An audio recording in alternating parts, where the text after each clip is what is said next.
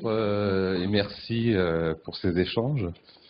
Je m'appelle Philippe Bernot, je suis là, j'ai une double casquette aujourd'hui un petit peu parce que en France, à Bordeaux, je m'occupe de l'accompagnement des actifs pour toute la région Nouvelle-Aquitaine, avec un organisme qui s'appelle le FONGECIF, que les Français connaîtront. Et puis, j'ai une autre activité en dehors, je suis membre du conseil d'administration de Médecins sans frontières, organisation dont je fais partie depuis presque 20 ans. Medici Senza Frontiere, Doctors Without Borders. Donc, alors puisqu'on parle de politique d'accueil, moi je suis très content, enfin, des applaudissements qu'il y a eu quand on a parlé d'humains, que c'est des humains, c'est pas des numéros. Je voudrais partager votre optimisme sur le futur. Vous dites qu'il n'y a pas de crise migratoire. C'est vrai que les chiffres sont pas si impressionnants que ça. Il faut quand même rappeler que depuis plusieurs années, il y a une externalisation des frontières de l'Europe avec ce qu'on appelle le EU-Turkey Deal, hein, le marché qui a été conclu entre la Turquie et l'Europe, et donc où tous les migrants restent bloqués en Turquie. Hein, on parle de plusieurs millions. Il se passe la même chose en Libye actuellement, hein, qui reçoit des millions d'euros quand même depuis un certain temps pour que les personnes restent là-bas ou soient renvoyées là-bas. Et évidemment, moi je suis très préoccupé, alors là je parle au nom de Médecins sans frontières évidemment, de la tendance des derniers mois, quand je vois les politiques en Hongrie, en Slovénie, l'Italie qui a fermé ses ports, et récemment, vous avez tous suivi l'épopée de l'Aquarius sur donc bateau sur lequel opérait Médecins sans frontières avec ses activités médicales. Donc moi je suis très préoccupé pour le futur, et j'espère que toutes les personnes qui sont ici aujourd'hui, au-delà de ces actions de formation qui en effet c'est pas le premier besoin, c'est pas un besoin primaire, mais c'est important, que on agisse tous pour que le règlement de Dublin, j'espère que on pourra qu'il existera plus bientôt, et qu'on agisse tous comme acteurs de la société civile pour être vraiment une terre d'accueil, et pas seulement une terre d'accueil pour ceux qui ont réussi à arriver, à rester ici, mais sécuriser, comme vous dites, les voies de passage, et je pense que c'est notre responsabilité à tous en tant qu'humains aussi, voilà, et citoyens. Merci beaucoup. Merci beaucoup. Peut-être que... alors, est-ce qu'on va peut-être prendre plusieurs questions? Oui, je m'appelle Dominique Casari. J'interviens pour compléter un petit peu ce que vous avez dit, c'est-à-dire que le problème d'externalisation des frontières va encore plus loin. On a signé l'accord de Khartoum, donc avec Omar el-Béchir, dictateur. Donc nous sommes en train d'armer des gens qui sont en train de faire un génocide au Soudan. Nous recevons les Soudanais. Voilà, donc les Janjaouides sont payés par nous pour garder les frontières. Et pour garder, parce que là aussi, il y a des réfugiés dans ces pays-là, qui viennent d'Érythrée, etc. Donc ça aussi, ça m'inquiète beaucoup, notre collaboration. Je dirais la même chose, hein, que ce sont des êtres humains, et j'aimerais bien qu'on reparle aussi du problème de Dublin, qui est une grosse difficulté. Voilà. Merci. Avant qu'il y ait peut-être d'autres questions, est-ce que l'un des intervenants souhaite répondre ou commenter, parce que c'était à la fois des remarques et des questions, plus peut-être des remarques que des questions. Peut-être Philippe? Ça n'appelle pas de commentaires, voilà, je veux dire, c'est des propos qui sont importants. Moi, je trouve quand même qu'effectivement, je reviens un peu sur les propos de monsieur tout à l'heure, on a une société civile plus engagée quand même depuis 2-3 ans. L'appel à la manifestation des citoyens pour venir soutenir et compléter, accueillir les gens est de plus en plus importante. Voilà, donc non, moi, j'ai pas de remarques particulières parce que ça tombe sous le sens, quoi. Voilà, c'est.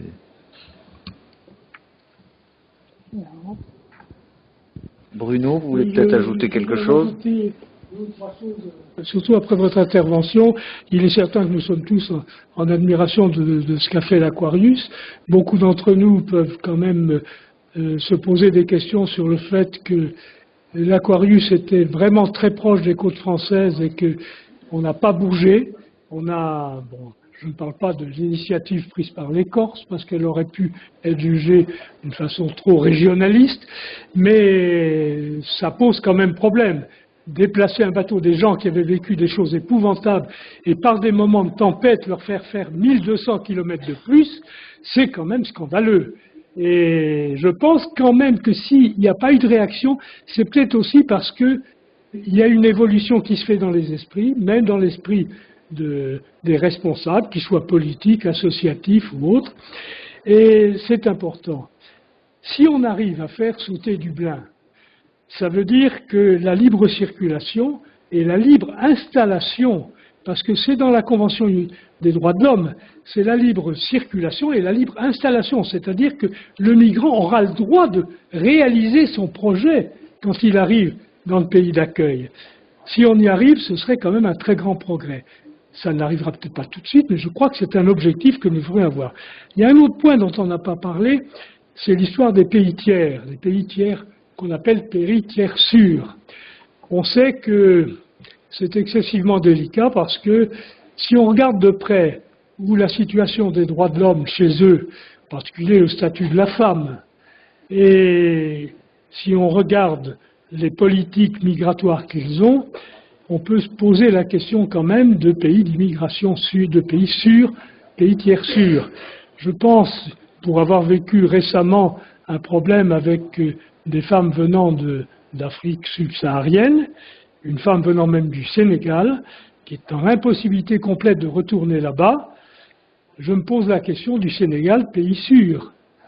Donc, ayons le courage de ne pas renvoyer chez les autres les problèmes qui peuvent être facilement résolus chez nous, beaucoup plus facilement que dans certains pays qui ne sont pas du tout préparés pour le faire. Et puis je crois qu'il y a un regard à avoir. Pourquoi cette population migrante de plus en plus jeune vient chez nous? C'est parce qu'elle a des projets. Elle veut réaliser quelque chose. Évidemment, faisons les efforts aussi pour qu'ils aient les possibilités de les réaliser chez eux. Mais on sait que le séjour en Europe est une très bonne pierre de démarrage pour réaliser un projet quand on est jeune et qu'on est mis dans les conditions où on peut rentrer chez soi. Et ça aussi, c'est à réfléchir. Et dans la formation, je crois qu'il ne faut pas se contenter sur la formation pour ici, mais voir aussi dans le projet du parcours du migrant comment l'aider pour que son projet puisse se réaliser chez lui, dans son pays d'accueil, dans son pays d'origine. Et même pour les réfugiés, il est certain qu'actuellement beaucoup de Syriens, beaucoup de gens venaient de ces pays, de ces régions en guerre, ont des projets qui sont réalisables chez eux quand la situation de guerre se terminera. Elle se terminera un jour ou l'autre. Dernier point sur lequel je voudrais insister, j'ai personnellement, et je ne suis pas le seul, excessivement de mauvaise conscience quand je vois que la France est dans les premiers pays fournisseurs d'armes dans le monde. Comment peut-on séparer les fournisseurs d'armes et les fournitures d'armement de la situation dramatique des pays dans lesquels d'où viennent la migration? C'est quand même très lié. Eh bien, ayons le courage de ne pas séparer la migration des autres problèmes qui se présentent, avant d'avoir à faire face à des problèmes qui seront très importants, mais d'un autre ordre, comme le climat ou les situations économiques qui peuvent arriver. Je travaille avec un organisme d'éducation populaire. Je suis aussi sociologue de gouttière, comme disait Pierre Bourdieu. Bonjour Christophe, ça fait très longtemps qu'on ne s'est pas revus. C'est un plaisir de t'entendre. Juste sur deux petites questions sur l'état des lieux de la migration. Est-ce que le projet extrêmement intéressant qui est mis en place depuis ces dernières années par l'INSUP a été présenté à des instances dans chacune des pays, c'est-à-dire est-ce qu'il y a un volet impact et communication qui va se mettre en place en lien avec la question migratoire. Ça, c'est une première question, parce qu'il y a finalement en face de nous des experts, et donc ça m'intéresserait de savoir si effectivement vous ambitionnez, comme disent les Belges, d'aller dans ce sens-là. Deuxième aspect, on est dans un espace interculturel. On a la chance, nous, de mener des petits projets qui nous font accompagner des jeunes qui ne savent pas de quoi ils parlent quand ils parlent de la migration ou des réfugiés, ou au contraire, ils savent très bien de quoi ils parlent parce qu'ils sont toujours pas accueillis ou intégrés en France. Et on les amène dans des espaces où effectivement il y a des réfugiés en Italie, en Espagne et en Grèce. Et cette question de la rencontre, elle est extrêmement intéressante parce que tous les intervenants ont dit nous avons fait un projet et nous avons pu rencontrer des amis. Donc ma deuxième question, c'est y a-t-il un après-projet sur cette question extrêmement sensible de la compétence des réfugiés entre les partenaires qui sont ici présents? Peut-être j'aurai des réponses cet après-midi. Merci. Je salue à toi aussi, au passage donc. Et je vais peut-être passer la parole pour le coup à Muriel. Il n'y avait pas d'autres questions après? Donc, si, bon. Alors, par rapport à ça, c'est effectivement la thématique de cet après-midi. Donc, puisque là, nous étions avec des experts sur un état des lieux de la migration. Comme disait le président de l'INSUP ce matin, c'est le début d'un projet, puisque là, c'est le colloque de clôture. Et c'est cet après-midi que vont être présentés le référentiel de compétences et les modules de formation. Et bien sûr, que l'on souhaite qu'il soit présenté partout, dans tous les pays, et qu'il y ait une harmonisation bien entendu, et on souhaite donner aussi une suite à ce projet, mais j'approfondirai pas plus parce que c'est vraiment l'objet de cet après-midi. Voilà. Bonjour, Christophe Rapaillan, chargé de mission au GPV Rive Droite, et aussi accessoirement j'ai une petite casquette de chercheur sur les politiques urbaines et politiques de la ville, toujours en activité, avec une double question. La première, c'est un peu une question de vocabulaire et de concept. J'ai quand même beaucoup entendu le terme intégration. À travers, on vient de nommer un délégué à l'intégration, on a beaucoup entendu le COST parler d'intégration. Je pensais, pour avoir beaucoup travaillé sur les discriminations jusqu'à une date récente, que à la fois on avait réussi à virer du vocabulaire assimilation, mais qu'intégration renvoyait quand même beaucoup l'effort sur la personne qui arrive, sur le migrant, et dégager assez largement les institutions et la société d'accueil de toute responsabilité et de tout travail pour accueillir. Et il me semble qu'il y a peut-être contradiction entre le projet de l'INSUP qui est de faire un état des lieux et de faire un programme de formation à l'attention des migrants, si la société d'accueil et la société européenne ne bougent pas sur un certain nombre de valeurs, d'attitudes et de structures. Je pense pas que ça vise une intervention en particulier. Il me semble, moi, que j'ai parlé plutôt d'insertion dans les questions qui étaient posées. Donc, mais peut-être qu'il y a eu le mot intégration qui a été utilisé. Le multilinguisme de cette table ronde est peut-être aussi un facteur d'imprécision conceptuelle. Je prie de m'en excuser dans ce cas. Bonjour, Denise Galarné-Delaye, vice-présidente du département en charge des politiques de l'insertion. Alors peut-être pour rebondir sur la dernière intervention, j'étais la semaine dernière à Bilbao dans une réunion européenne organisée par l'Europe et en particulier par l'association des communes et régions européenne, région au sens large européen du terme, et le sujet était l'inclusion, diversité et inclusion.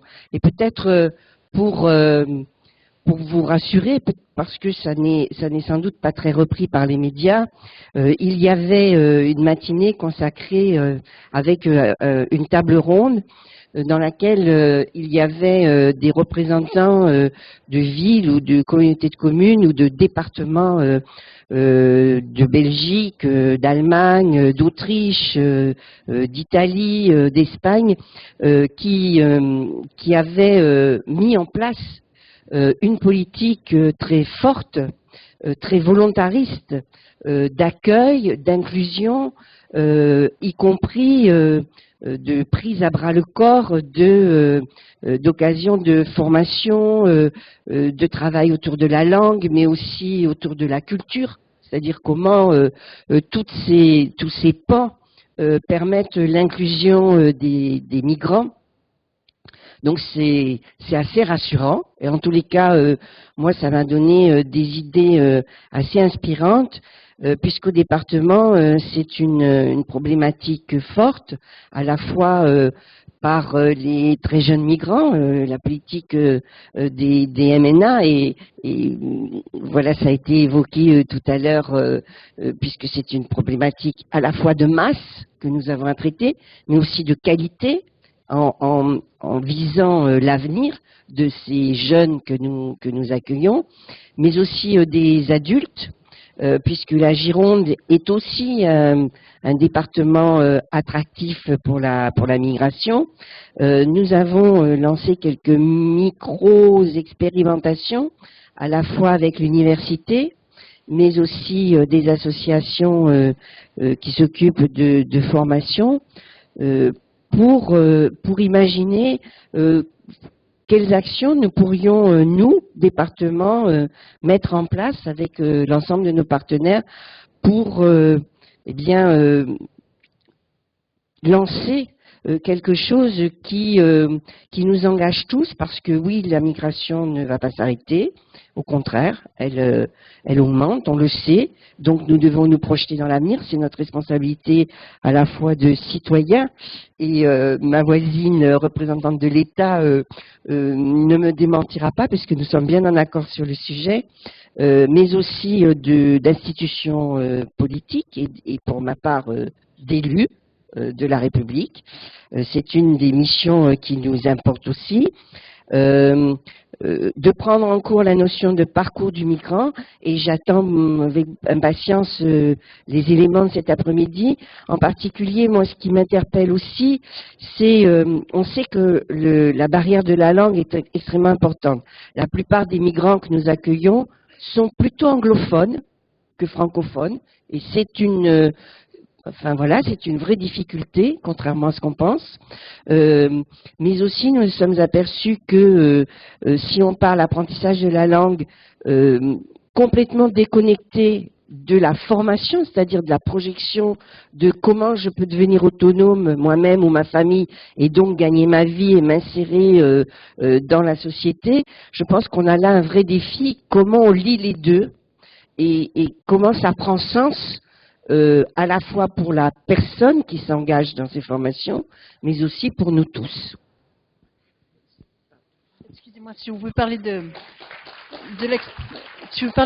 l'expérience qu'on a fait, nous, sur la formation complémentaire, on a justement prévu 2 types de parcours. Un parcours de 300 heures de formation complémentaire pour les personnes qui souhaitent accéder à un niveau assez élevé de oral, pour pouvoir accéder aux formations de conseil régional.